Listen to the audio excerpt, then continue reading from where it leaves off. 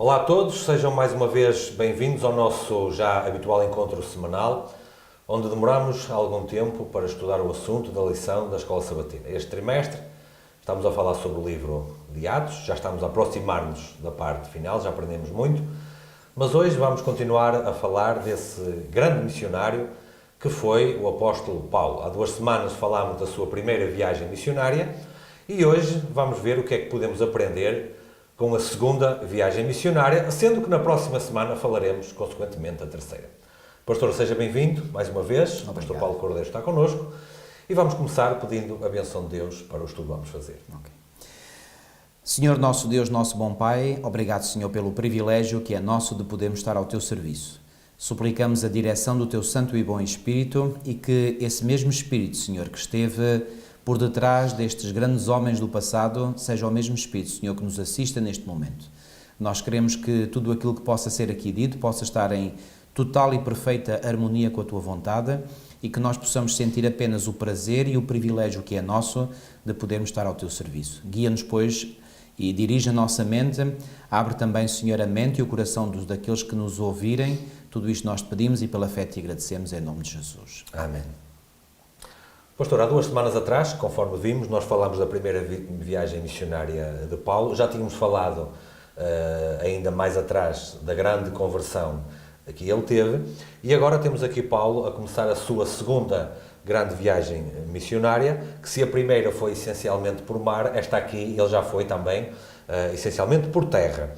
As viagens missionárias naquele tempo não eram o que são hoje. Nós hoje temos relativa facilidade, em um dia ou pouco mais do que um dia nós estamos do outro lado do mundo, se for preciso, mas naquele tempo uma viagem de centenas de quilómetros demorava dias, semanas e não era fácil. Mas não foi por isso que o grande missionário deixou de sair e deixou de ir. Portanto, a primeira coisa, ainda antes de falarmos da viagem em si, a primeira coisa que nós podemos destacar aqui, sendo que depois ainda vai haver uma terceira, conforme dissemos, é que Paulo era incansável nos seus esforços de ir a todo lado, primeiro para pregar, para estabelecer as igrejas e depois também para fortalecer aqueles que ele já tinha criado ali. Isto demonstra um espírito missionário fortíssimo, essencial, não apenas em Paulo, porque ele tinha outros ajudantes que também faziam isso, mas em toda a igreja primitiva. Sem dúvida. Eu gosto muito de, Filipe, para começar, eu gosto muito de citar um texto do próprio apóstolo Paulo, que está em 1 Coríntios, no capítulo 9, e no versículo 16, que para mim resume bem ou identifica este espírito missionário que animava Paulo e não só Paulo, como disseste, quase toda a igreja primitiva, sendo que, obviamente, os líderes da igreja primitiva se destacavam, não é? E Paulo particularmente. E esse texto está em 1 Coríntios 9,16 e diz assim: se anuncio o Evangelho, não tenho de que me gloriar, pois sobre mim pesa essa obrigação. Reparem que aqui Paulo não diz sobre mim pesa essa opção. Não é uma opção, é uma obrigação. Para um cristão verdadeiramente convertido e dedicado ao Senhor, a missão de evangelizar o mundo, a evangelizar outros, não é uma opção, é uma obrigação. Era assim que Paulo sentia. Mas Paulo diz algo mais que nos faz pensar e refletir. Na última parte deste versículo ele diz: porque ai de mim se não pregar o Evangelho. E este ai de mim mostra claramente que Paulo estava convicto que se não pregasse o Evangelho, era a sua própria salvação que certamente ficaria em risco. Portanto, Paulo sentia que era uma obrigação, não tinha outra opção. Portanto, é como nós sentirmos que só há um caminho para a fuga, entre aspas, é para a frente. Não há como voltar atrás. Portanto, e foi este espírito que certamente animou Paulo em todas estas viagens missionárias que ele fez e particularmente nesta segunda viagem que vamos falar. Forçosamente, a conclusão é que forçosamente um crente, um convertido tem que ser um missionário. Tem que ser. Aliás, Ellen White tem aquela frase no livro O Desejar Todas as Nações, falando da experiência da mulher samaritana, em que ela diz que todo o verdadeiro crente nasce no reino de Deus como missionário. É impossível ser de outra maneira. E alguém que está a assistir poderá pensar: então eu tenho que fazer essas grandes viagens como Paulo? Bom, o campo missionário pode ser a nossa casa, a nossa rua, a nossa igreja, sim, o nosso emprego, a nossa escola. O campo missionário pode ser tudo. Não importa onde é que a pessoa trabalha, o que importa é que trabalha. Não importa se dás-te os bibos ou se oferece revistas aos vizinhos, ou se convida para ir à igreja, ou se faz um pequeno grupo em casa. O que importa é que seja um O missionário. que importa é que seja um missionário. Onde isso é secundário. Claro. O importante é ser E missionário. Deus deu a Paulo e a Barnabé e a outros esta capacidade de ir e estabelecer lugares, e se calhar não dá isso a toda a gente, se calhar a outras pessoas dá outras coisas diferentes. O que importa é não estagnar, é não ficar quieto, porque aí, ai de mim, não é? Repetindo exatamente essa frase que estava aí. Muito bem, pastor, mostrando agora a todos que estão a assistir um mapa da segunda viagem missionária, como é que foi essa segunda viagem missionária de Paulo? Diferentemente da primeira, ele não foi aos mesmos sítios, não é? Mas o que é que podemos dizer pelos sítios por onde ele passou? Bom, ele vai partir de Antioquia, portanto, que é o ponto de partida para as duas viagens missionárias de Paulo, a primeira e a segunda. Só que em vez de ele partir por mar, da primeira vez ele partiu, portanto, por via marítima para a ilha de Chipre, desta vez ele dirige-se para o norte da Síria, e depois vai entrar na Cilícia. E vai passar por Tarso, que é a cidade natal dele. Depois de Tarso vai para Derbe, e depois de Derbe vai para Listra. Nós temos aqui no relato de Lucas em Atos, ele apenas menciona no capítulo 15, versículo 41, que ele passou pela Síria e Cilícia confirmando as igrejas, o que mostra, portanto, que já havia igrejas na Síria e na Cilícia, mas depois Lucas vai falar particularmente de uma experiência que ele viveu em Derbe e em Listra, onde ele vai encontrar um discípulo chamado Timóteo, que era filho de uma judia crente, mas de pai grego. E diz aqui o versículo 2, no capítulo 16 de Atos, que dele de Timóteo, davam bom testemunho os irmãos em Listra e Icónio. Icónio era uma cidade que ficava um pouco a norte de Listra. E no versículo 3 nós temos aqui algo que gostaria de demorar um bocadinho aqui, é que diz que Paulo quis que ele fosse em sua companhia e por isso circuncidou por causa dos judeus daqueles lugares, pois todos sabiam que o seu pai era grego. Aparentemente há aqui uma contradição com algo que já estudámos antes, nas lições anteriores, e é preciso explicar. Então, mas não é Paulo que fala que a circuncisão não tem valor algum? E o Concílio de Jerusalém não serviu para esclarecer e enviar-se cartas a dizer que não era preciso obrigar. Exatamente. E agora ele vai e diz que Timóteo tinha que... Exatamente. Bom, temos que explicar porque é que acontece isto. Isto parece uma grande contradição, não é? Entre aquilo que Paulo prega e aquilo que ele faz.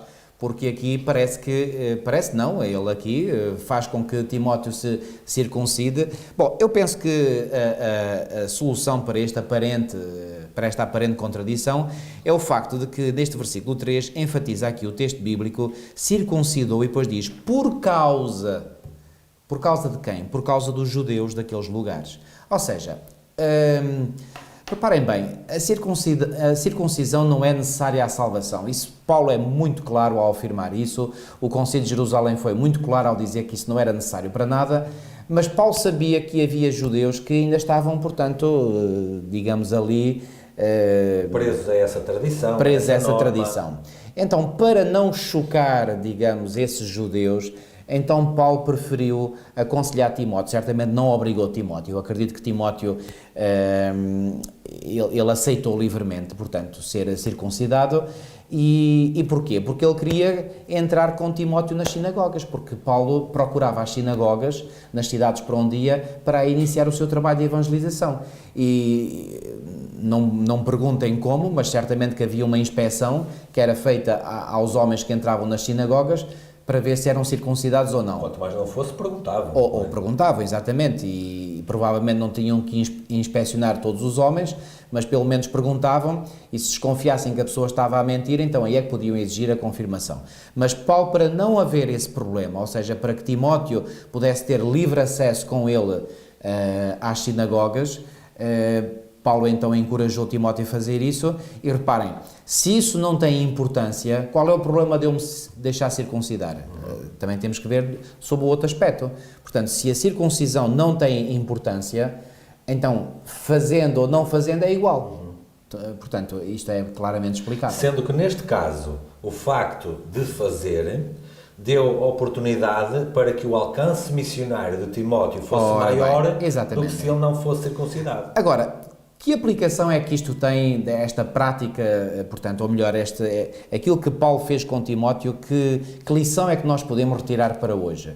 Pois bem, naqueles aspectos em que não estão em causa princípios fundamentais, com o objetivo missionário ou com o objetivo evangelístico, eu penso que é importante nós, muitas vezes, podermos fazer algumas cedências, se através dessas cedências, entre aspas, eu quero colocar aqui a palavra entre aspas, nós conseguimos atingir objetivos maiores.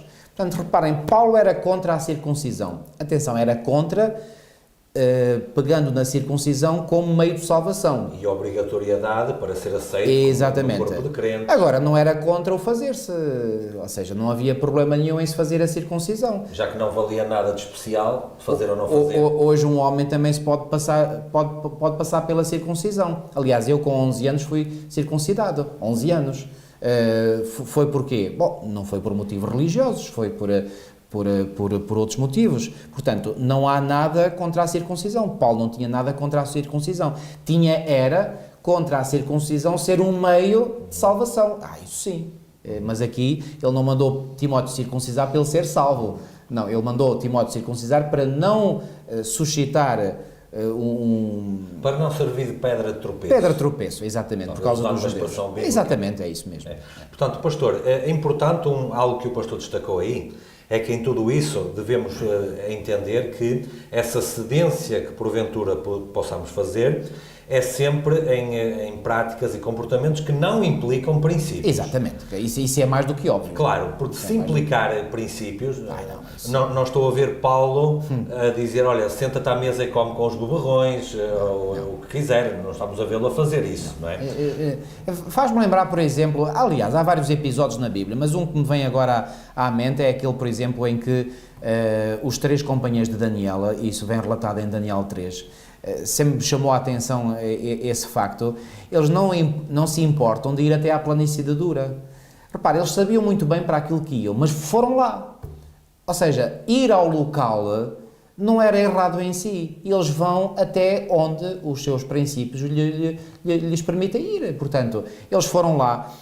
Eu até vou mais longe, até vou dizer mesmo, os 3 companheiros de Daniel ousaram ir participar no encontro ecuménico, porque aquilo ali era um encontro ecuménico, onde estavam ali aquela grande multidão de todos os povos, nações, línguas, etc. Aliás, a ordem era dada em várias línguas, e portanto eles estiveram lá. Agora, quando chegou o momento de fazer aquilo que o rei exigia, aí eles na sua mente disseram assim, não, agora aqui é que chegou o momento, e através desse seu testemunho de não fazerem o que o rei tinha exigido, acabaram por dar um testemunho para aquela multidão inteira. Porque aí já implicava o tal princípio moral, ora, nem mais. do qual eles não queriam abdicar. Mas alguns podiam pensar, então, mas se eles sabiam para o que iam, porque é que eles lá vão? Podiam ter ficado em casa, mas não, foram até lá. Aliás, se tivessem ficado em casa, não teriam dado o testemunho que deram. Sim, e aí a culpa deles seria apresentada de uma forma completamente diferente. Portanto, podemos nós às vezes ir até onde os princípios não sejam colocados em causa? Claro que sim,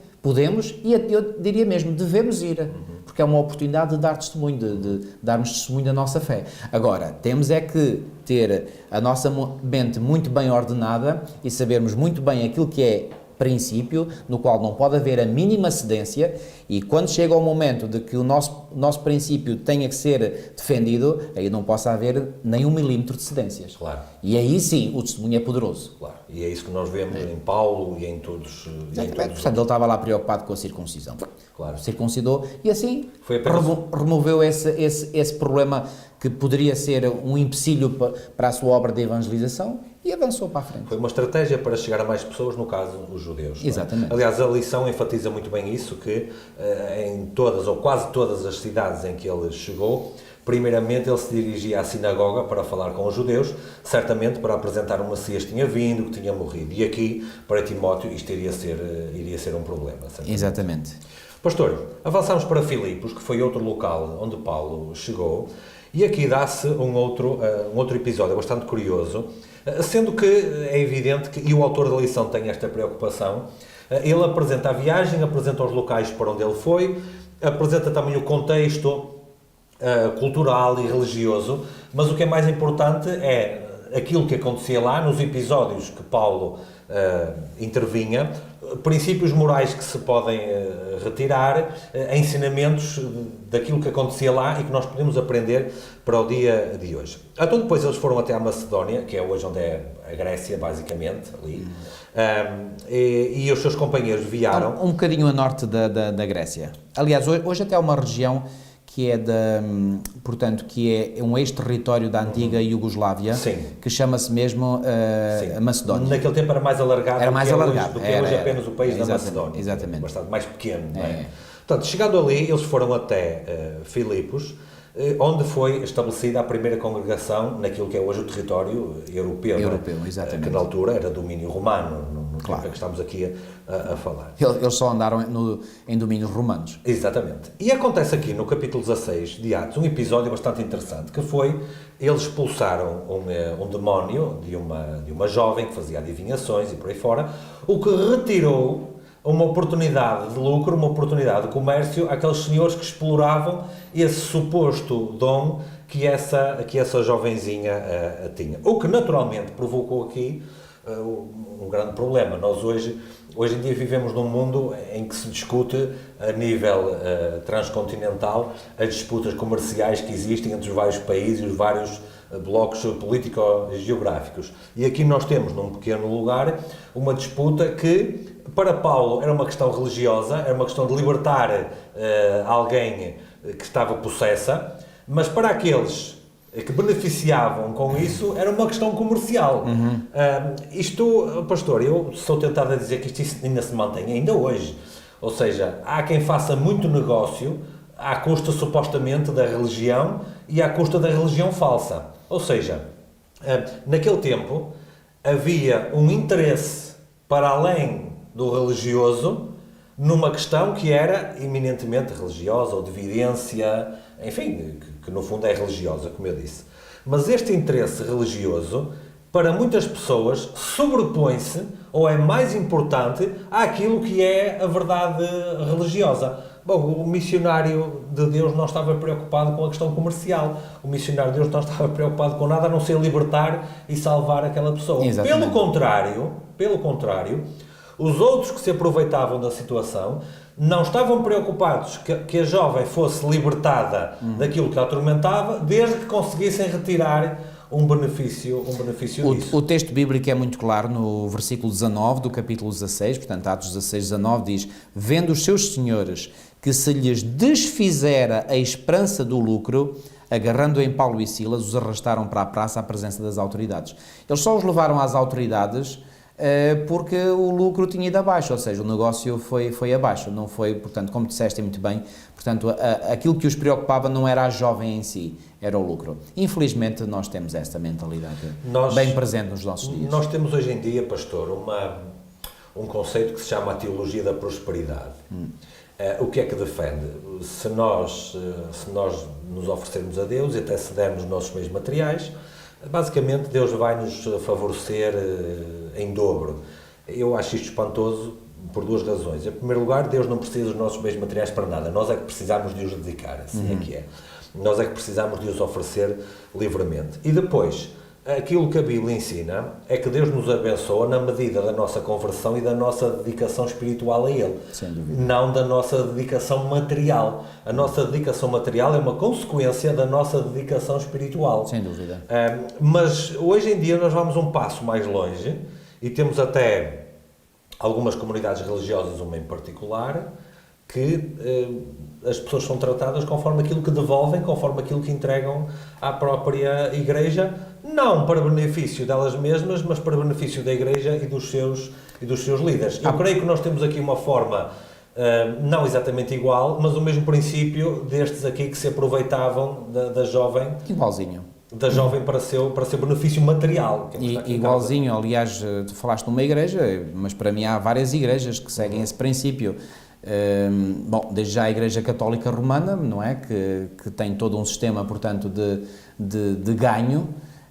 Lembramos, por exemplo, das famosas indulgências, não é? No tempo de Martinho Lutero. Aliás, foi contra as indulgências que começou o protesto de Martinho Lutero, que deu origem à grande reforma protestante. Nós temos ainda hoje, portanto, que se pagam as missas para os mortos e e é a missa do 7º dia e a missa do 30º dia, sei lá mais que outras missas há. E depois temos aquelas igrejas da chamada área pentecostal que também, portanto, fazem milagres e a troco de quê? A troco de dinheiro. De modo que eu diria que essa teologia da prosperidade é prosperidade, mas é para os líderes das igrejas, não é para o povo. Não para o povo. Portanto, eles é que ficam a ganhar. Eu uma vez vi vídeos e imagens daquele templo brutal que o bispo Edir Macedo fez em São Paulo, no Brasil. Bom, aquilo é uma coisa medonha, não é? E eu pergunto, onde é que ele foi buscar os recursos financeiros para fazer esse templo medonho? Bom, obviamente aos fiéis, não é? Que deixam lá cair milhões e milhões, não é? Portanto, o princípio é o mesmo. Portanto, com isto... Isto é terrível, e é por essa razão que muitas pessoas desacreditam as religiões e desacreditam até a religião em geral, porque em nome de Deus, se têm cometido tantos crimes, e nomeadamente este crime de roubo, porque não há outro nome a dar a isto, é roubo puro. E, portanto, fazer isto em nome de Deus, isto é uma forma de Satanás desacreditar por completo a religião verdadeira, porque na religião verdadeira isso não existe. Agora, indivíduos que se servem da religião para os seus benefícios, isto no fundo o que é? A pessoa pensa assim, a pessoa é egoísta, diz assim, epá, se eu me puder servir da religião para ganhar a minha vida, tanto melhor. E, portanto, assim como há pessoas que procuram ganhar a vida na área, usando-se do comércio, usando-se da política, outros tentam ganhar a vida de forma desonesta, diga-se de passagem, na área religiosa. Com isto, não diminuímos em nada o facto de haver uma consagração e uma dedicação do coração em quem quer fazer as suas ofertas, em quem quer devolver os seus dízimos. É verdade, Filipe, mas deixa-me enfatizar este aspecto. Já o fizeste, mas eu vou repetir. Isso deve ser uma consequência de...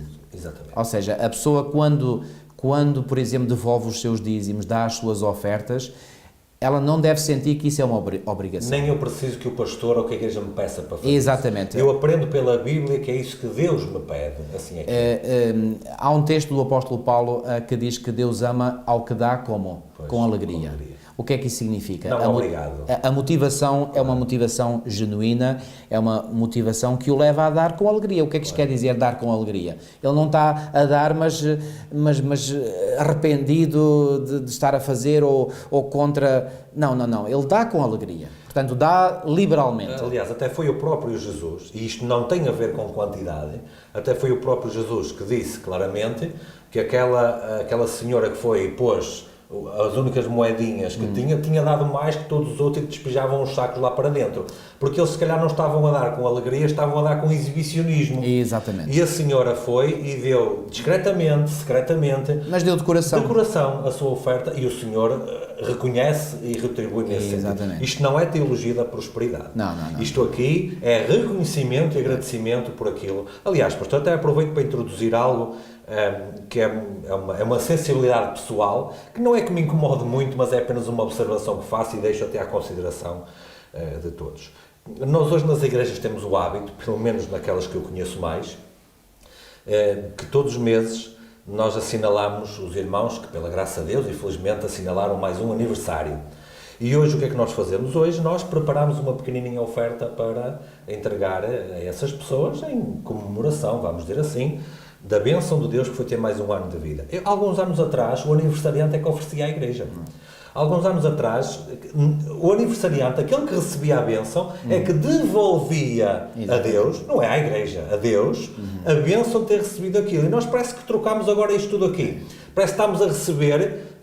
Eu de Deus já recebo tanta coisa, não preciso de receber. Eu é que tenho que devolver a Deus, eu é que tenho, por livre escolha, por livre vontade. E esse princípio, à luz da Bíblia, que é correto. Ou seja, o aniversariante é que deve, num ato de agradecimento pelo dom da vida que Deus nos dá, não é? Porque Deus não apenas nos deu a vida, Ele nos-la mantém. E mantém. E, portanto, em reconhecimento por esse grande dom, que é o dom da vida, que nós recebemos de Deus, e isso não podemos nunca deixar de acreditar nisso, nós devemos dar então alguma coisa em retorno a Ele. Às vezes eu fico a pensar que a Igreja ou Deus é que me agradece a mim por ter feito um ano de vida. Exatamente o contrário. Eu é que agradeço a Deus, eu é que agradeço à Igreja por ser a comunidade. Sabes, Filipe, repara, O inimigo procura sempre fazer com que as pessoas deixem de estar concentradas em Deus e se centrem nelas próprias. Por exemplo, até a expressão parabéns que nós dizemos, eu já cheguei à conclusão que é incorreto nós darmos os parabéns a alguém, por exemplo, quando completa um ano de vida. Claro. O que eu costumo dizer é parabéns a Deus por ter dado mais um ano de vida. Quem é o autor da vida na Bíblia? Não sou eu. Exatamente. Portanto, Deus é que está de parabéns, claro, não sou eu. Claro. Portanto, parabéns, nós devemos dizer parabéns a Deus por mais um ano de vida que te deu, ou me deu a mim. A Bíblia passa mais tempo a criticar-me do que a elogiar-me. A verdade é essa. E o único elogio que eu eventualmente posso receber deriva tudo da bênção de Deus que eu recebo. Mais nada. Seja pela vida, seja pelo que for. Deus é só retirar o seu espírito e o que é que nós somos? Somos um pó ou menos do que isso. Exatamente. Pastor, depois deste acontecimento que nós falamos aqui, houve um motim contra os discípulos, houve um motim contra os missionários. Eles foram espancados, foram batidos e foram lançados na prisão. E há um detalhe que eu não queria passar ao lado, e que está no versículo 25 do capítulo 16, já depois deles terem levado os açoites e terem sido colocados na prisão, que diz que perto da meia-noite, portanto estamos a falar de noite já, não é? Ao fim do dia, ou para além do fim do dia, Paulo e Silas, isto é na prisão, Paulo e Silas oravam e cantavam hinos a Deus. E os outros presos os escutavam. Nós temos aqui duas coisas. Em primeiro lugar, alguém é espancado por causa da sua fé, por causa da sua ação missionária, é lançado na prisão e vai para lá cantar. Isto contraria tudo aquilo que seria o normal. A lógica humana. A lógica humana seria eles ficarem lá, lamentarem-se, que tinham sido detidos e não iam poder continuar, e se calhar nunca iam ver mais as famílias. Mas não foi nada disso que eles fizeram. Chegaram lá, oraram e cantavam. E depois diz outra coisa. Diz que isso serviu para testemunho a todos os outros que lá estavam, que é o quê? Os outros presos os escutavam. Quem está a ouvir está a pensar, pois, porque a seguir eles foram libertados. Não, mas eles aqui não sabiam nada disso. Não sabiam. Exatamente. Eles aqui o que sabiam é que estavam presos, não sabiam mais nada disso, porque Deus revela muitas coisas que estão no futuro, mas não revela tudo. E eles não sabiam o que é que ia acontecer, pelo menos o texto não dá. Claro. Ainda assim, no meio da perseguição, no meio da agressão física que sofreram, no meio da privação da liberdade que eles sofreram, e as prisões naquele tempo, basicamente era um calabouço, era uma masmorra qualquer. Exatamente. Certamente que não havia o conforto de uma cama, não havia televisão por satélite ou internet para estarem como estão hoje, alguns, nem todos, mas alguns. Portanto, era uma gruta com pedras e eles eram atirados para lá no maior desconforto, em condições péssimas. E os servos de Deus estavam ali a orar e a cantar. Mas que exemplo que estes missionários dão, não acha, pastor? Isso mostra claramente o Espírito que os movia. E quando é verdadeiramente o Espírito de Deus, que só poderia ser neste caso, quando é o Espírito de Deus a mover as pessoas, reparem, tudo o que nós fazemos dirigidos pelo Senhor, isso nos dá uma grande alegria. E a forma de nós exprimirmos a nossa alegria é em falarmos de Deus, em cantarmos louvores a Ele, em darmos ofertas, como há bocadinho dizíamos. Portanto, tudo isso surge naturalmente, quer dizer, eu faço isso com prazer, com gosto. Não preciso de ninguém estar ali, tens de fazer isto.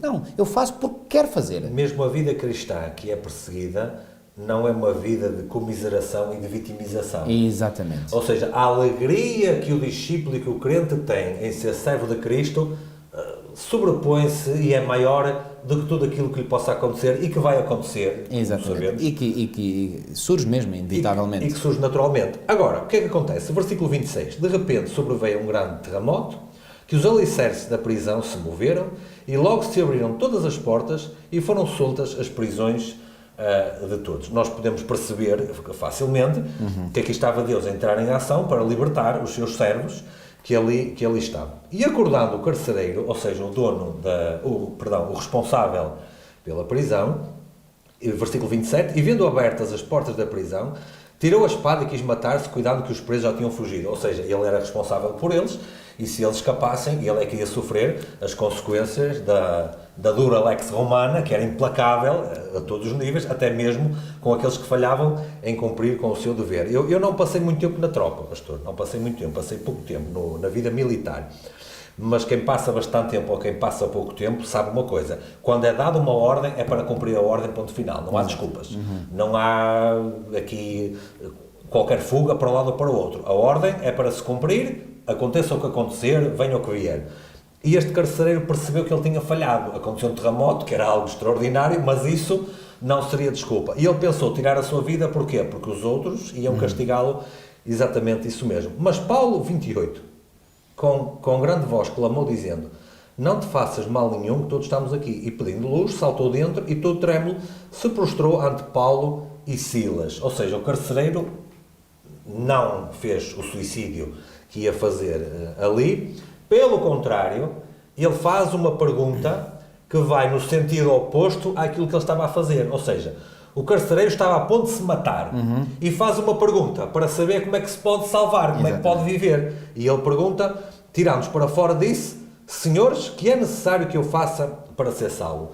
Pastor, esta pergunta, louvado seja Deus pela pergunta que este homem fez. Toda a gente tem que fazer esta pergunta. É verdade. Toda a gente tem que, ao receber a mensagem, e agora alguns dirão, e o autor também da lição não consegue explicar, como é que este homem tinha recebido, e a casa dele, a mensagem do cristianismo. Não temos os detalhes todos, como é evidente. Eu vou mais longe, eu pergunto, por exemplo, porque é que aqui o texto no versículo 29 diz que ele, trêmulo, se prostrou diante de Paulo e Silas.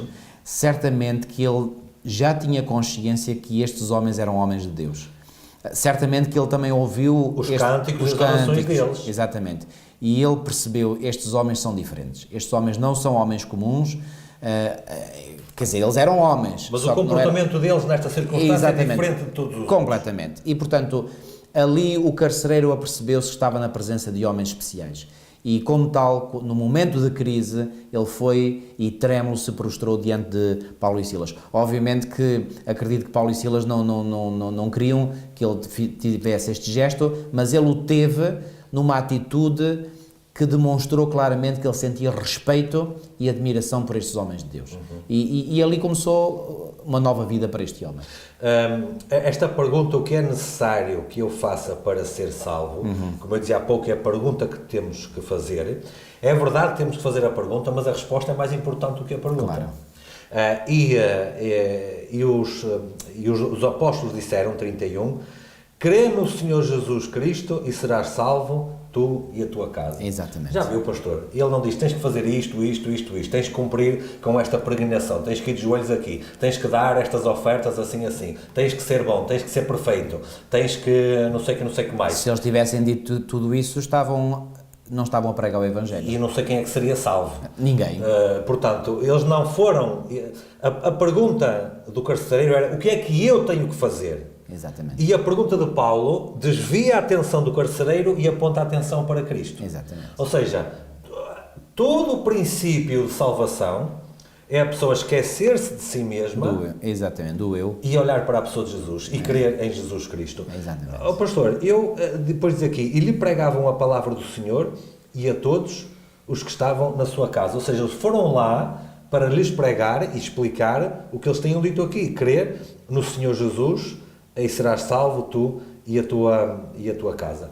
Ou seja, eles foram para a prisão, uma circunstância terrível, difícil, mas pelo facto de se manterem fiéis, de terem orado e cantado, o Senhor abriu a porta, primeiro para a sua libertação, segundo para a salvação deste homem, terceiro para a salvação de toda a sua casa. Exatamente. Eu acho que podemos tirar aqui um princípio, pastor, que no meio das dificuldades, no meio das perseguições, devemos manter-nos fiéis. Exatamente. E estar atentos às oportunidades que Deus abre diante de nós. Exatamente. E repara, Filipe, que tudo isto aconteceu, eu diria, em metade de uma noite, porque no versículo 25 diz lá, por volta da meia-noite, Paulo e Silas oravam e cantavam louvores a Deus. Depois, no versículo 33 diz, naquela mesma hora da noite, cuidando deles, lavou-lhes os vergões dos açoites. A seguir foi ele batizado e todos os seus. Então, levando-os para a sua própria casa, lhes pôs a mesa e com todos os seus manifestava grande alegria por terem crido em Deus. E versículo 35, quando amanheceu, desde a meia-noite até amanhecer, passou-se isto tudo. Ou seja, desde a meia-noite os discípulos cantavam, houve o terremoto, o carcereiro rendeu-se trêmulo aos pés de Paulo e Silas, perguntou o que é necessário fazer para que eu seja salvo. Paulo dá a resposta. Entretanto, o carcereiro leva-os para a sua casa. Eles tiveram a oportunidade de pregar a palavra de Deus e a todos da casa do carcereiro. O carcereiro depois cuidou-lhes, lavou-lhes os vergões dos açoites, o que quer dizer que Paulo tinha sido açoitado. Houve uma cerimónia batismal, houve ali uma cerimónia houve ali uma refeição, porque diz aqui que lhes pôs a mesa, e depois é que amanheceu. Tudo isto aconteceu desde a meia-noite até, digamos, até às 6, 7 da manhã. É incrível. E o autor da lição, para mim corretamente, ele faz aqui sublinhar o facto de que não podemos ver neste batismo rápido uma desculpa para se batizarmos pessoas de qualquer forma. Certamente que este homem, provavelmente, nos diz aqui, portanto, seria ele um judeu ou um judeu prosélito. O que é que quer dizer o termo prosélito? Ou seja, que ele já tinha, digamos, uma admiração pelo judaísmo como religião. Mas uma coisa é certa, este homem certamente ele já tinha a operação do Espírito Santo a fazer-se na sua vida, de modo que só precisava do momento da decisão. Muitas vezes eu já encontrei ao longo da minha vida, e particularmente do meu ministério, pessoas que estão à beira da decisão. Pessoas em quem manifestamente o Espírito de Deus já fez a maior parte do trabalho. E ali há o momento da decisão. E foi o que aconteceu com este carcereiro de Filipos. Eu estou convencido que nestes casos nós não precisamos de demorar muito tempo, portanto é só ajudar a pessoa a tomar finalmente a decisão e a aceitar Jesus Cristo na sua vida, sendo que o conhecimento do que a vida cristã implica até já podem ter na sua mente. Eu conheço muitas pessoas que até frequentaram a igreja muitos anos e não tinham tomado a decisão pelo batismo, mas para essas pessoas às vezes é só um clique que é necessário ali acontecer na vida delas, elas aceitarem plenamente, entregar-se pela fé ao Senhor e o resto acontece. E no caso desse chefe da prisão, isso aconteceu com o testemunho dos missionários que estavam ali ao lado. Sem dúvida. O que demonstra a responsabilidade que nós temos. Será que este homem já tinha ouvido a pregação de Paulo? É possível, sim. É possível. Ou de outros. Ou de outros. O que é certo, reparem... Por exemplo, no caso de Cornélio, pastor. Exatamente. Há um episódio com ele, mas já vinha de trás o conhecimento. Então não diz em Atos 10, logo no início do capítulo 10, que ele era um homem piedoso, temente a Deus, que dava esmolas, sim, que orava. Portanto, ele já tinha uma praxis cristã. Ou seja, a plantação já tinha sido feita, já tinha sido regada, ali foi a colheita. Exatamente. E nós temos de estar atentos, Filipe, a essas pessoas em quem o Espírito de Deus já está agindo. E muitas vezes nós parece que não temos discernimento para ver onde é que essa pessoa já possa estar na sua caminhada espiritual. O Espírito de Deus é que traz convicção à mente e ao coração humanos. Portanto, nós muitas vezes só temos que ter o discernimento que só Deus nos pode dar para ver, bom, esta pessoa já está muito avançada ou não está, e nas pessoas que já estão avançadas, às vezes estão à beira da decisão. Estão, para usar uma expressão bíblica, no vale da decisão. E essas às vezes é só um cliquezinho, só um empurrãozinho, entre aspas, para entrarem para o reino. E foi o que aconteceu com o carcereiro. Isso passou-se durante a noite, como o pastor disse, mas quando amanheceu, diz no versículo 35, que os magistrados mandaram libertar Paulo e Silas, mandaram libertar aqueles homens. No versículo 36, o chefe da prisão disse a Paulo, olha, vocês podem ir. E Paulo aqui foi astuto como a serpente, pastor. Paulo aqui podia ter saído logo, que era o que qualquer um faria, mas ele disse, não, isto aqui nós não vamos ficar bem vistos. Exatamente. Então quer dizer, para nos condenar, vem a multidão toda, vem toda a gente vê o nosso julgamento, eu vou dizer entre aspas, toda a gente vê a nossa condenação. Mas como agora descobriram que afinal de contas não devemos estar presos, querem que a gente saia de mansinho para ninguém saber que eles fizeram mau julgamento e nós se calhar ainda saímos como fugitivos ou como qualquer... Não saímos daqui. Se querem nos libertar, que venham cá dizer... Os mesmos que nos puseram lá dentro, venham eles agora... para toda a gente saber que eles é que nos estão a libertar. Eu acho que Paulo era bastante corajoso, porque a maioria dos prisioneiros neste lugar queria era logo... Tu usaste aí uma expressão que talvez não seja a mais correta, embora eu tenha percebido o significado. Foi astuto. como a serpente. Bom, só que esta astúcia é uma boa astúcia. Sim, boa astúcia. Uma boa astúcia. E nós aprendemos uma grande lição com este comportamento de Paulo. Nós devemos ter essa astúcia. Essa astúcia de permitir que, quando nós somos alvo de uma injustiça, nós dizemos, olha, não. Tem que ser reparada a injustiça. Tem que ser reparada a injustiça, exatamente. Na mesma medida do que foi feito. Ora, exatamente. E, portanto, foi o que aconteceu.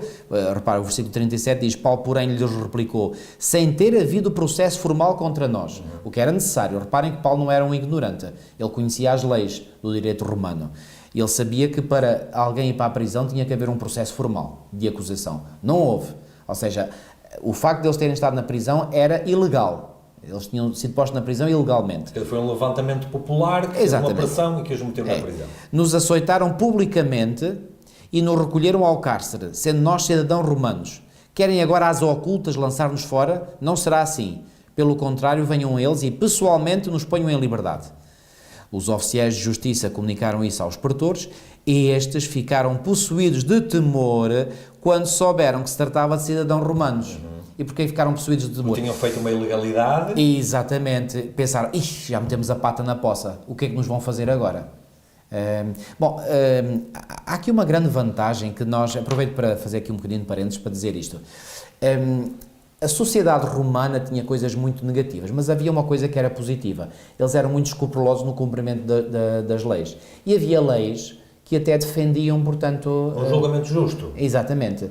Por exemplo, uma das leis do direito romano é que qualquer acusado tinha o direito de se fazer ouvir. Ou seja, não havia um julgamento sumário. Sumário, exatamente. Como existia, por exemplo, no tempo da Inquisição. Exatamente. Portanto, havia um processo em que o acusado podia defender-se, podia explicar a sua causa, e também, para alguém ser posto na prisão, tinha que haver um julgamento. Não se podia pôr... E, portanto, aqui tinha-se passado por cima da lei, e agora aqui Paulo, que conhecia muito bem a lei romana, diz, não, eu quero que isto agora seja tudo tirado a pratos limpos. Que engraçado, pastor, quando foi para condenar a Cristo, também tentaram dar ali umas certas manobras para conseguir condená-lo, mas foi mesmo, e agora estão a fazer o mesmo aos discípulos dele. Na verdade, o discípulo não é maior do que o mestre, não é? Tal e qual. E será isso que nos vai acontecer no tempo do fim? Portanto, para o povo de Deus ser acusado, tem que se dar a volta à lei. E é aí onde nós podemos bater o pé e pegar no exemplo de Paulo, do que Paulo fez, e nós fazemos o mesmo para exigir que aqueles que nos querem acusar cumpram as leis, porque se nos querem acusar e condenar como pessoas que não cumprem a lei, então eles próprios devem dar o exemplo de cumprir a lei. Então nós devemos e podemos, exigir esta contrapartida. Já que nos querem acusar, pelo menos sigam a lei. E ao seguir a lei, muitas vezes eles ficam em maus lençóis. E Paulo conseguiu virar a situação a seu favor. Exatamente. Porque aqui no versículo 39, e vindo, ou seja, eles foram lá, lhes dirigiram súplicas, veja só, pastor, quase que pediram-lhes mesmo, ou imploraram. Aqui a minha versão diz, e lhes pediram desculpas. A minha diz, lhes dirigiram súplicas e tirando para fora, lhes pediram que saíssem da cidade. Ou seja, aqui perceberam que tinham feito uma asneira tão grande que nem ordenaram para sair da cidade. Pediram que eles fossem para quê? Para não ficar lá as evidências do julgamento falso que tinha sido feito. A minha versão diz mesmo, então foram ter com eles e lhes pediram desculpas. E relaxando-lhes a prisão, rogaram que se retirassem da cidade. Ou seja, eles aqui tiveram que admitir que cometeram... Tinham feito um erro. Tinham cometido um erro. E, portanto, volto a dizer, é legítimo nós... exigirmos àqueles que nos querem fazer mal, que nos querem acusar, que eles próprios cumpram a lei. Se eles estão a exigir isso de nós, então eles próprios têm que dar o exemplo. E muitas vezes aqui nós podemos virar a situação a nosso favor. Pastor, não quero demorar muito tempo, mas seria bom nós refletirmos um pouco para aplicar este princípio na nossa vida de igreja, na nossa vida em todo lado. Ao mesmo tempo que nós devemos ser escrupulosos, é uma palavra um bocadinho forte, mas cumpridores de norma e tudo mais, devemos ter o cuidado para cumprir essa mesma norma também. Sem dúvida. Da mesma maneira, dentro do mesmo princípio que estamos a dizer. Sem dúvida. Filipe, permite-me só aqui acrescentar um pormenor que é o seguinte. Este capítulo termina no versículo 40, dizendo que, tendo-se retirado do cárcere, dirigiram-se para a casa de Lídia e, vendo os irmãos, os confortaram, então partiram. Diz que eles se dirigiram para a casa de Lídia. Porquê? Um pouco mais atrás, nós não falámos, e poderíamos ter falado também aqui de Lídia, Lídia diz-nos aqui que era da cidade de Tiatira. Tiatira era uma cidade, portanto, da Ásia Menor, ou seja, ela tinha emigrado, era uma imigrante, ou seja, já havia este fenómeno da migração, portanto, nos tempos... Estava na diáspora. Exatamente. Portanto, ela era da cidade de Tiatira, mas tinha emigrado, portanto, para Filipos, e era vendedora de púrpura, estou a ler no versículo 14 do capítulo 16, e diz que era temente a Deus, nos escutava, o Senhor lhe abriu o coração para atender às coisas que Paulo dizia. Depois de ser batizada, ela e toda a sua casa nos rogou, dizendo: se julgais que eu sou fiel ao Senhor, entrai em minha casa e ficai. Reparem, eu fico comovido com esta atitude desta senhora. Uma senhora, ela deveria ter uma nobreza de caráter absolutamente brilhante. E reparem, esta mulher é uma mulher temente a Deus, esta mulher é batizada e ela, reparem, por um lado, ela não queria... desculpem, eu vou usar uma expressão que talvez não é a mais correta, mas é que me ocorre agora à mente. Ela não queria fazer passar a imagem de ser uma mulher fácil, ou seja, uma mulher que agora estava a convidar homens para vir para a sua casa. Isto podia dar um mau testemunho, mas ela diz: se me considerais fiel, então vinde para a minha casa. O que é que ela quer dizer? Eu sou uma mulher fiel, eu sou uma mulher íntegra, eu sou uma mulher de honra, mas mesmo por isso, mesmo por isso, eu vos convido a vir à minha casa. E os apóstolos certamente sentiram tanta confiança nesta senhora, que era uma senhora íntegra, uma senhora exemplar, uma senhora de caráter, que eles acederam. E reparem, quando Paulo sai da prisão, para onde é que ele vai? Quem é que ele procura? A casa de Lídia. Porquê? Porque ele tinha plena confiança que ali estava num ambiente seguro, num ambiente protegido. Era uma senhora íntegra. Isto nos mostra como a nossa forma de agir, isto deve ser algo que deve sobressair. E esta mulher não se inibiu em fazer um convite a estes homens. Quando nós sentimos que estamos a viver, ou quando nós temos a certeza que vivemos de forma honrada e que vivemos de acordo com princípios morais, não nos fica mal nós sermos ousados no sentido de chamar a atenção para os outros. E foi o que esta mulher fez. E reparem, os apóstolos, claramente, eles sentiram confiança nesta senhora, e no momento de crise, quando eles saíram da prisão, para onde é que eles pensaram? Qual foi o primeiro pensamento que lhes veio à mente? Para onde é que eles deveriam ir? Foi para a casa da irmã Lídia. E eles foram lá para Lídia. Vemos também que Deus nunca deixou os seus servos sozinhos, também providencia o apoio que eles necessitam. Exatamente. E necessitavam para quê? Para seguir viagem, neste caso. E eu acredito que Lídia terá sido uma ajuda espetacular, portanto, para os apóstolos. Com certeza, porque eles iam seguir viagem para o outro lado, e na sequência da lição, eles então chegam a Tessalónica, que é uma cidade que ainda existe hoje, no norte da Grécia. Exato. E ao chegarem lá, eles o que é que fizeram imediatamente? Começaram a fazer o que faziam nos outros lados todos. Começaram a pregar o Cristo que tinha vindo, tinha ressuscitado.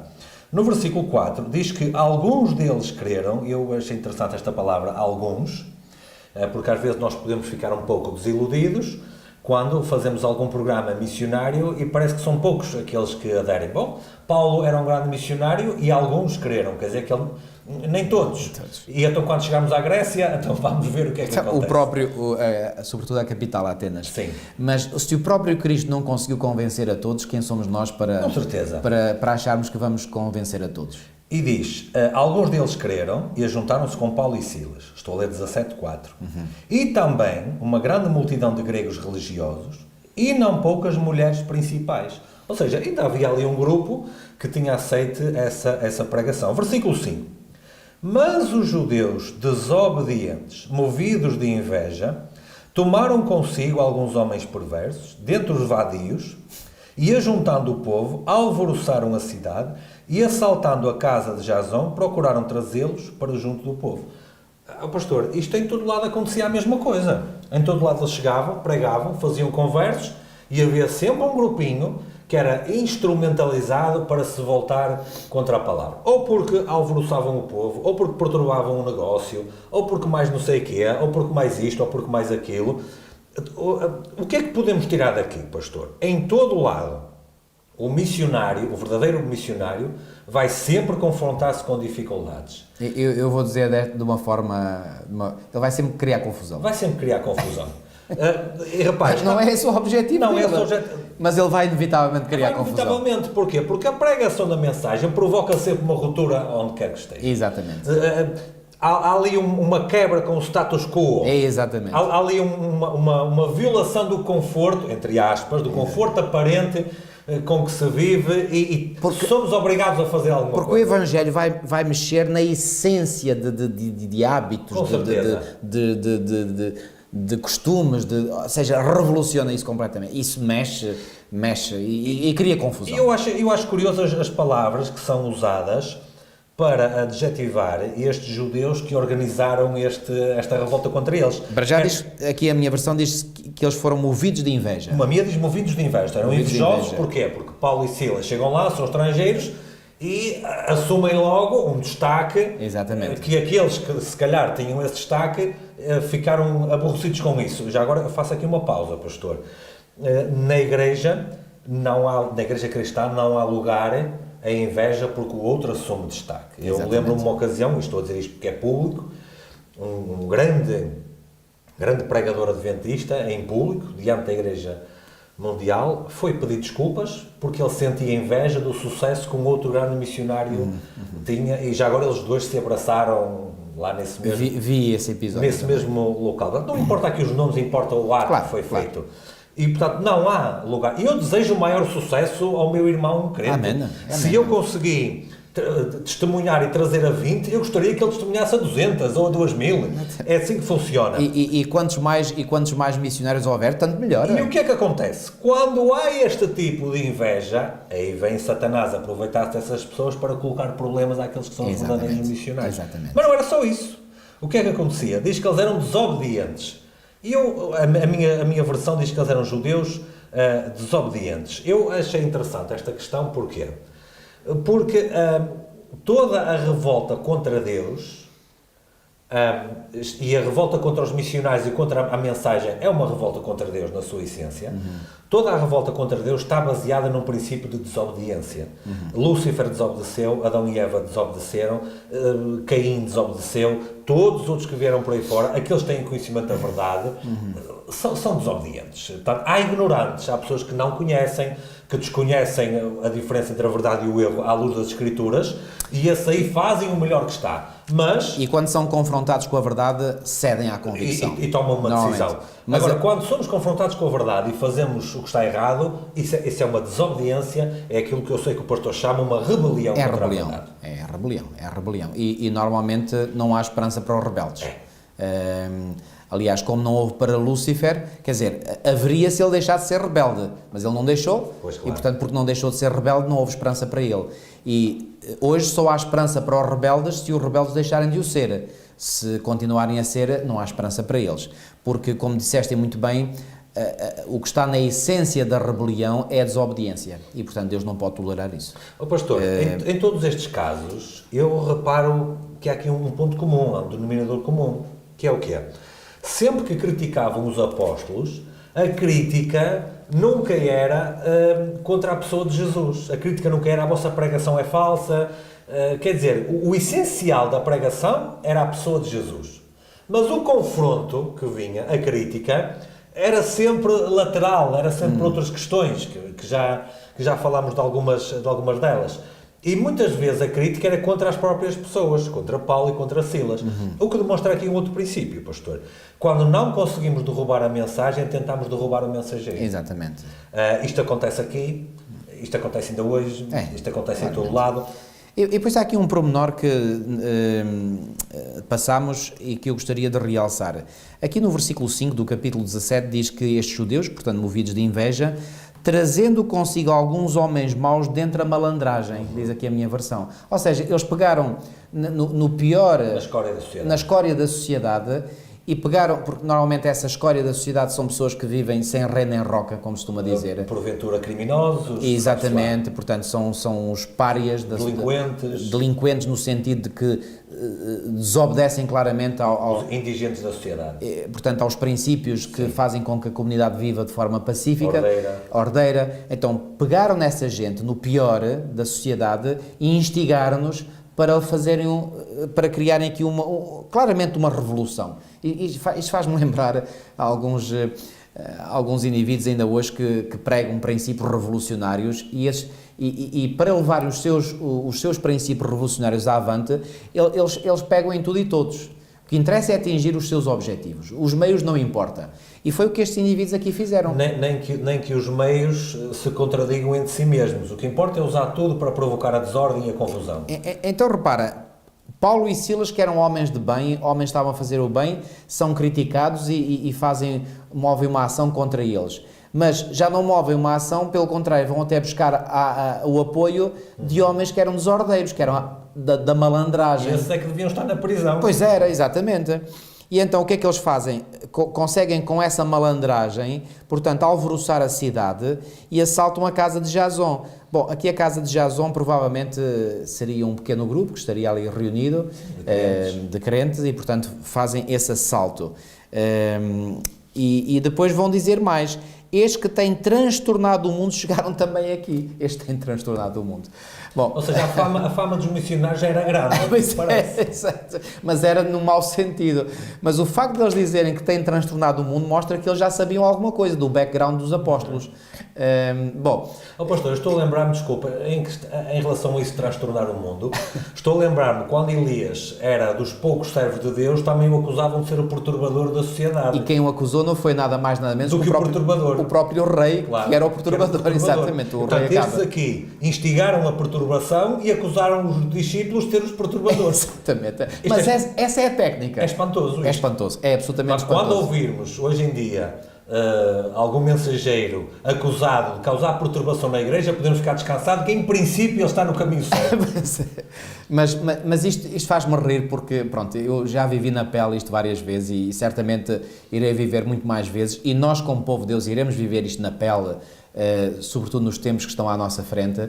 Nós iremos ser acusados de sermos a pior espécie que existe à face da Terra. No entanto, aqueles que nos acusarem com esses títulos pomposos, entre aspas, serão exatamente eles ou seja, quem nos acusa de sermos perturbadores são eles próprios perturbadores. Ellen White diz claramente que Satanás, ou Lúcifer, na sua revolta contra Cristo, quando Deus condescendeu no sentido de deixar que ele se explicasse e que ficasse perfeitamente claro qual era a posição, ele apontou a condescendência a Deus como sendo uma fraqueza que Deus estava errado. Ou seja, ele é que era o instigador, ele é que era o perturbador, ele é que estava mal e apontou a fraqueza de Deus como sendo a causa da culpa que ele tinha. Isto é uma reprodução daquilo que era o comportamento de Lúcifer logo no início. Olha, isto faz-me lembrar certos movimentos revolucionários. Há bocadinho não falei, mas eu vou falar. Por exemplo, os chamados movimentos revolucionários de esquerda, que seguem exatamente estas táticas, estas estratégias. Ou seja, eles procuram atingir determinados objetivos. Esses objetivos são... Eu hoje não tenho quaisquer dúvidas. Eu durante muito tempo não percebi o objetivo, a essência do que os movia. Hoje não tenho dúvidas. A essência do que os move é deitar por terra os valores judaico-cristãos. Portanto, os valores morais. No fundo, estas pessoas são movidas por Satanás, que tem ódio à lei de Deus. E, portanto, ele quer deitar os princípios morais, Satanás quer deitar os princípios morais por terra. E estes movimentos revolucionários é exatamente o que procuram. Reparem, muitas vezes as pessoas de bem são criticadas, são expostas, colam a elas determinados rótulos, como sendo fascista, como sendo racista, xenófobo, etc. No entanto, pessoas que são claramente malandragem defendem-nos. Isto é uma coisa absolutamente incrível, mas acontece. E é o mesmo princípio que nós estamos a ver aqui nesta história. É exatamente o mesmo princípio. Portanto, são pessoas que que trabalham movidas pelo inimigo, E que e o todos- inimigo o que ele quer fazer é destruir a ordem de Deus. E os fins justificam todos os meios. Exatamente, é exatamente isso. Pastor, depois eles seguem de Tessalónica, na sequência da lição, eles seguem para Bereia, onde os crentes bereanos nos dão aqui um ensinamento, não são muito destacados, apenas alguns versículos fala disso, É o versículo 11. mas eles dão-nos aqui um ensinamento que até aos dias de hoje se mantém como algo indestrutível e que não pode ser derrubado e que nunca poderemos destacar em demasia. Versículo 11.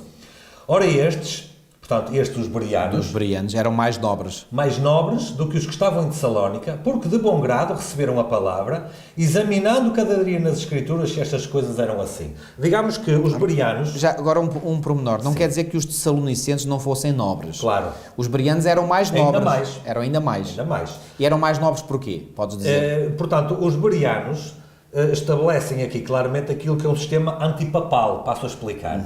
No sistema papal há um líder eclesiástico que fala e todos aceitam e obedecem. Sim.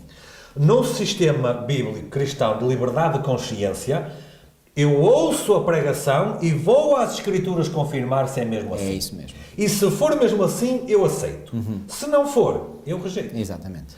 O problema, aliás, eu até aproveito já agora Eu para... diria que os bereanos foram os primeiros a defender o princípio sola Só escritura. da Escritura, com Exatamente. certeza. Eram protestantes. Gostava nos escritos. Assim Os é que é. bereanos dão-nos a imagem do que é um verdadeiro protestante. E estamos a falar de um grupo que recebia uma mensagem diretamente do maior missionário que já existiu, de um Exatamente. dos grandes e destacados líderes. E podiam dizer, bom, ele é o líder que é, ele é o apóstolo que é, não está vamos, certo. não vamos pôr em causa o que ele diz. Não era o caso. Não, eles foram ver se realmente era conforme Paulo dizia ou não. É verdade. Eles foram faziam testar. um pouco aqui e um pouco ali, à lei e ao testemunho. Exatamente. Se não falarem conforme esta palavra... E por isso eu acredito que o Espírito Santo inspirou Lucas a escrever que estes homens e estas mulheres eram mais nobres que os de Tessalónica porque seguiram esse princípio. E eu acredito, quem são os cristãos hoje mais nobres de todos? São aqueles que vão às Escrituras Certo. para ver se as coisas são de facto assim. Eu, há alguns meses atrás, foi-me apresentado, eu conhecia um senhor que estava a começar a frequentar a Igreja Adventista.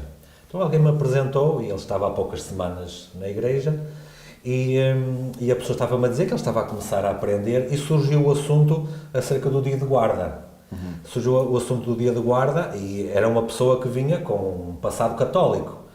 E falámos que o sábado é que era o dia de guarda nas Escrituras, que o domingo, nem sequer a palavra domingo é mencionada, tampouco, mas quando é mencionada o primeiro dia da semana, em nenhum momento ele é santificado ou abençoado por Deus. E a pessoa fez-me uma observação muito pertinente. Pois, mas eu quero ver, eu quero saber, eu quero aprender. E eu disse, olha, você é protestante, você não é católico, você é protestante. Porque o princípio que você está a fazer é o princípio certíssimo. Você não se quer acreditar naquilo que lhe dizem, você quer ver na Sagrada Escritura. Já passou um ano e ele ainda continua a estudar a Sagrada Escritura e, se Deus quiser, até o pastor terá o prazer de o batizar em breve, se Deus quiser. E este é o princípio. Exatamente. Não importa, e eu até vou mais longe, pastor, mesmo dentro de uma igreja adventista que eu não tenho a mínima dúvida que é a igreja de Deus, eu quando ouço qualquer coisa, eu testo pelas Sagradas Escrituras. Muito bem. A Escritura é que me diz se aquilo está certo ou não, não é porque a pessoa tem aquele título ou aquele nome. Nem mais. Bem pelo contrário. Eu falo muito na minha igreja, não importa o que eu digo, importa o que eu mostro da Sagrada Escritura. Nem mais. Porque se eu não mostro da Sagrada Escritura, eu estou a falar da minha Escritura, Por ti próprio. e aí o pessoal, devia-me lançar pedras imediatamente, porque não tem valor nenhum. Hoje, Aliás, quando Paulo instruiu Timóteo, e falámos que Timóteo ele o descobriu aqui, portanto, no início desta sua segunda viagem missionária, o que é que ele disse? Prega a palavra. Quer seja oportuno, quer não. Insta, prega a palavra. Insta, quer seja oportuno, quer não. Está em 2 Timóteo capítulo 4. Portanto, não devemos pregar as nossas ideias, não devemos pregar aquilo que nós pensamos, daquilo que eu acho. Claro. Isso, o acho não vale de nada. Portanto, a minha pregação só terá poder se ela estiver baseada no assim está escrito, no assim diz o Senhor. A pregação deve ser baseada na revelação e não na experiência pessoal ou no entendimento pessoal. Isso.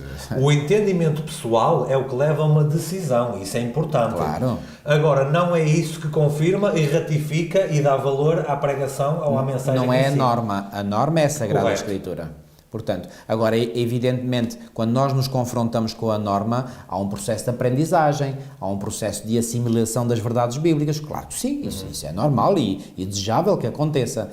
Mas a minha experiência, o meu próprio entendimento, quaisquer que eles sejam, não são a norma. A norma está sempre fora de mim, fora de qualquer pessoa. A norma é a palavra de Deus, que foi, portanto, inspirada por Deus. O pastor que redigiu, o autor da lição, ele menciona um ponto importantíssimo. É que ele diz que uma mera resposta emocional, circunstancial, diria eu, ao Evangelho, normalmente não cria raízes, é uma coisa superficial. O que é que cria raízes? O estudo da Sagrada Escritura, o estudo das verdades que estão na Sagrada Escritura. É isso que traz a convicção, e uma convicção que é tão firme que não pode ser facilmente abalada. Não é facilmente. Os sermões, pastor, devem ser estudos bíblicos para apresentar a verdade da Escritura, em particular a pessoa de Jesus. Exatamente. Não deve ser um momento para sentimentalismos bacucos, para uma religião emocionalista e para a pessoa debitar o seu próprio pensamento, o que é que ela acha, o que é que ela... Não, o verdadeiro servo de Deus, ele é apenas um conduto, é um instrumento para veicular a palavra de Deus a outros. Claro. Portanto, a ênfase deve ser na palavra. Eu gosto muito daquele lema da voz, creio que é a voz da esperança, que diz, a voz é nossa, mas a palavra é de Deus. A palavra é de Deus. Portanto, somos nós que damos voz à palavra, assim como foram homens que escreveram esta palavra, mas inspirados por quem? Inspirados por Deus. Homens santos falaram da parte de Deus, movidos pelo Espírito Santo, é o que nos diz o apóstolo Pedro.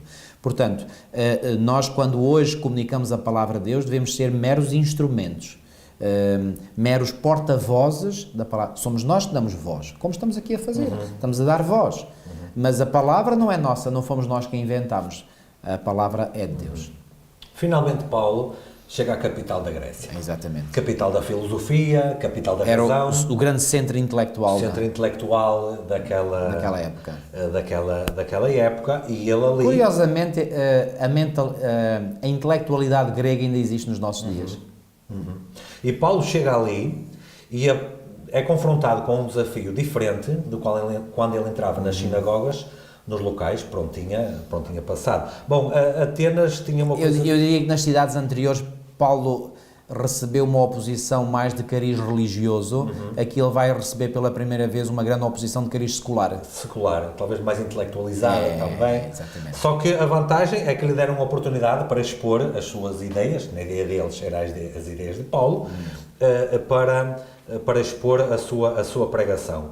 E Paulo aqui ele foi astuto e inteligente, como dissemos há bocado, pastor, porque se ele vai entrar com o mesmo tipo de abordagem que ele usou nos outros lados, eles nem estavam contextualizados com a cultura judaica, e eles iam achar, bom, foi mais um indivíduo que veio aqui dizer umas palavras e nós se calhar retemos alguma coisa. O que é que ele faz? Ele vai pegar no contexto que eles estavam habituados, cheios de deuses, cheios de divindades, e ele aproveita que há ali um Deus desconhecido. Exatamente. Eu acho muito inteligente. Foi. Porquê? Porque o Deus, se é desconhecido, eles não sabem nada sobre ele. Exatamente. Então eu vou falar desse. Então eu conheço esse, então eu vou falar acerca desse. Foi. E mesmo... Foi uma abordagem intelectual brilhante. Pois, porque mesmo que eles tenham dito, mesmo que eles pudessem pensar, os gregos, então mas o que é que ele sabe sobre ele? Não tinham argumentos, porque se nós não sabemos, ele está a dizer que sim, deixa ouvir para ver o que é que ele vai dizer. Primeiro ponto, pastor. Paulo adaptou a abordagem, mas não adaptou a mensagem. Exatamente. Ele não fez nenhuma cedência na mensagem. E hoje nós cometemos esse erro. Hoje nós cometemos o erro de, diante de um público ou de circunstâncias diferentes, adaptarmos a mensagem, supostamente porque estamos a adaptar-nos ao público que está ali. É assim, alguns poderão cair nessa tentação, mas nós não podemos de forma alguma cair nessa tentação. Assim como também não podemos cair na tentação de pensar que o mesmo método serve para tudo e todos. Claro. Também não é verdade. Nós temos que adaptar o método, ou seja, a abordagem, tem que se adaptar ao público-alvo, a quem eu pretendo. Reparem, a forma como vamos falar com um católico romano, ou a forma como vamos abordar um protestante, ou a forma como vamos abordar um ateu, ou um muçulmano, ou um budista, quer dizer, são completamente diferentes, não podem ser iguais. Quer dizer, primeiro o que é que nós devemos fazer? Criar laços de empatia. e depois estabelecer ali pontos comuns. E a partir daí nós podemos avançar. Agora, para isso, é preciso nós conhecermos minimamente qual é o pensamento do outro. Repare, eu não preciso de estar... por exemplo, se eu abordo um protestante, eu não preciso de perder tempo a dizer que a Bíblia é a palavra de Deus. Claro. Mas isso já ele sabe. Claro. Não só sabe, aceita. Mas se eu vou falar com um ateu, bom, aí eu já vou ter que apresentar argumentos para mostrar que a palavra de Deus é a norma, ok? Se eu vou falar, por exemplo, com um católico, eu posso falar da pessoa de Jesus Cristo à vontade, porque ele já acredita e aceita que Jesus Cristo é Filho de Deus, ou que é Deus. Mas se vou falar com um budista ou com um muçulmano, aí já muda de figura. Quer dizer, o bom senso nos leva a compreender que a abordagem que nós fazemos tem que se adaptar ao público ao qual nós queremos transmitir a mensagem. A mensagem é sempre a mesma, mas a forma como nós, digamos, o embrulho que lhe damos é que pode variar. Quer dizer, eu posso pegar num presente e embrulhá-lo com um papel verde, com um papel amarelo, com um papel azul. Isso é o embrulho, mas o que lá está dentro é a mesma coisa. Portanto, a abordagem é o embrulho, a mensagem é sempre a mesma. Okay? Eu estou recordado... E qual é a mensagem? A mensagem é levar pessoas à salvação em Cristo Jesus. Claro, eu estou recordado de um monarca das velhas monarquias da Europa, que uma ocasião fez uma viagem ao Japão, e era a primeira vez que lá ia com a sua esposa. E quando a esposa saiu do avião, ela tinha um vestido branco com bolas vermelhas, a tentar replicar a bandeira do Japão. E imediatamente a senhora ganhou a simpatia e ganhou a estima de todos os japoneses que estavam ali. Porquê? Porque ela contextualizou-se e identificou-se com aquele local onde estava. Ela não deixou de ser a rainha ou a futura rainha. Claro. Ela não deixou de ser a esposa de quem era. O que ela ia lá fazer, continuou a fazer da mesma maneira, mas adaptou a abordagem, adaptou a estratégia de uma maneira que ganhou logo a confiança dos que estavam ali. Isto por vezes é difícil para nós, pastor, porque nós estamos habituados a um contexto muitas vezes demasiado adventista, o que não é mau em si, mas depois temos dificuldade quando vemos, principalmente os nossos jovens, que são confrontados nas universidades com uma mentalidade muito secularista, muito antirreligiosa, e depois ao sábado são confrontados com uma mentalidade puramente adventista e totalmente religiosa, totalmente bíblica ou profética. São dois mundos. Completamente diferentes. Completamente diferentes. E a Igreja tem essa responsabilidade, e se calhar estamos a falhar um bocadinho... Fazer a ponte. De lhes permitir dar-lhes as ferramentas para conseguir... E atenção, quando eu digo fazer a ponte, atenção, não quero ser mal interpretado. Não é dizer que a nossa mentalidade se pode... digamos, juntar à mentalidade secular. Não, é mostrar onde é que a mentalidade secular ela é algo que se opõe aos princípios que nós aceitamos. Pastor, depois de Atenas, e para terminar esta semana, Paulo chega a Corinto. Vai para Corinto, que também era uma igreja famosa, tanto era que até temos... Veio a ser, claro. Ele ia fundá-la. Claro, agora. Temos duas cartas, que depois ele até acaba por escrever a esta igreja, que fazem parte do cânon sagrado. Mais uma vez, como dissemos há bocado falámos de Lídia, mais uma vez o Senhor já tinha preparado um apoio para Paulo neste lugar, alguém que até partilhava a mesma profissão de Paulo, que era... Fabricante de tendas, que era Áquila e Priscila. Era um casal. Muito amigos dele, que o ajudaram ali e que lhe permitiram ficar ali um pouco com eles. Paulo, mais uma vez, faz a sua pregação ali neste lugar, tal como fazia em todo o outro lado por onde ia, só que vemos, por exemplo, no versículo 4 do capítulo 18, todos os sábados disputava na sinagoga e convencia a judeus e a gregos. E depois, no versículo 6 do capítulo 18, diz: mas resistindo e blasfemando eles. Bom, aqui, mais uma vez, há um grupo que não aceita a mensagem que Paulo estava a pregar. Paulo já estava habituado a isso, já tinha muita experiência com isso, só que agora o que é que acontece? Paulo sacudiu as suas vestes e disse-lhes: o vosso sangue seja sobre a vossa cabeça. Eu estou limpo e desde agora parto para os gentios. Alguém diria: bom, mas Paulo é radical, porque Paulo toma logo aqui uma medida, estas palavras tão brutas. Qual é o princípio por trás disto, pastor? O servo de Deus tem que pregar a mensagem, não é responsável pela conversão dos outros. Exato. O servo de Deus faz o seu trabalho, prega a sua mensagem. Se a pessoa quer resistir ao Espírito Santo, que resiste. Sacudimos o pó das sandálias, livramos o sangue deles das nossas mãos e partimos para outro lado. Uma ocasião eu ofereci um livro do Grande Conflito a um padre muito famoso, e quando o padre recebeu o livro, ele escreveu-me a dizer: olha, o senhor podia-me ter dito que livro era, assim escusava o livro de chegar aqui a casa e eu atirá-lo para o caixote de lixo. E eu disse: olha, senhor padre, eu ganhei uma coisa, é que o seu sangue já não cai nas minhas mãos. E ele depois teve um outro comentário e ficámos por ali. E portanto, o que é que eu aprendi da Sagrada Escritura? Sacudimos o pó das sandálias e avançamos para outro lado. Paulo tinha muita gente a quem pregar, tinha muita gente para trazer para a igreja, para consolidar a igreja. Não podia estar a perder tempo com aqueles a quem o Espírito já tinha trabalhado e que simplesmente não quiseram ouvir.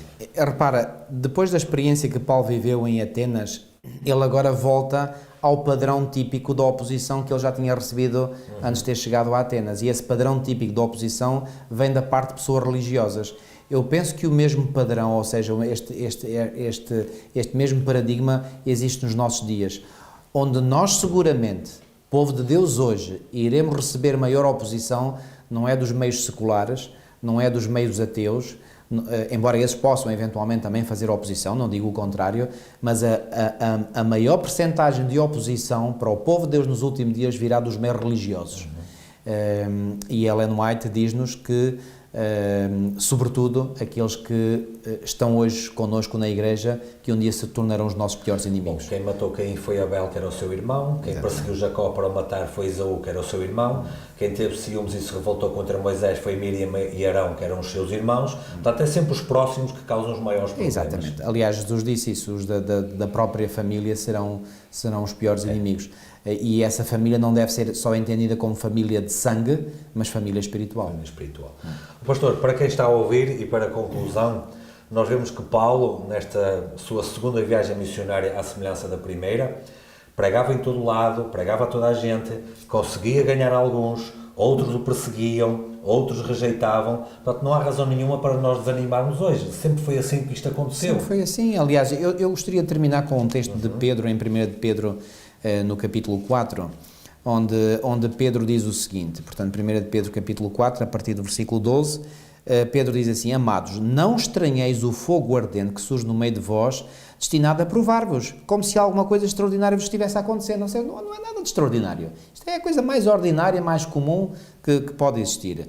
Pelo contrário, alegrai-vos na medida em que sois co-participantes dos sofrimentos de Cristo. Porque é que Paulo e Silas se alegraram a tal ponto de cantarem na prisão? Porque eles estavam contentes de estarem a sofrer, de serem co-participantes dos sofrimentos de Cristo. Para que também na revelação da sua glória, quando é que se dará a revelação da sua glória? A quando da sua segunda vinda, vos alegreis exultando.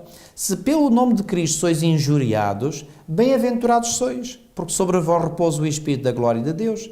Agora, não sofra, porém, nenhum de vós como assassino, claro, ou ladrão, ou malfeitor, ou como quem se intromete em negócios de outrem. Ou seja, não andarmos a meter na vida privada de cada um. Isso não devemos fazer. Nem sermos ladrões, ou malfeitores, ou assassinos. Mas se sofrer como cristão, não se envergonhe disso. Antes glorifica a Deus com esse nome. Portanto, cá estão estas palavras cheias de conforto do apóstolo Pedro, e certamente quando ele escreveu estas palavras, ele falou da sua própria experiência também, porque ele vivia isto também. E para toda a igreja que veio à frente. E para toda a igreja, exatamente. Terminamos com uma oração que eu vou terminar. Ok.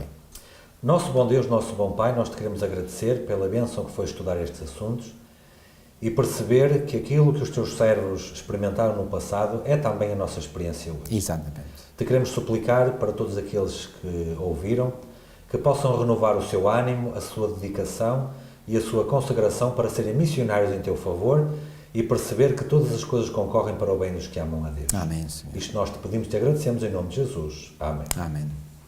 Nós voltamos na próxima semana para falar sobre a terceira viagem missionária de Paulo. Até mais.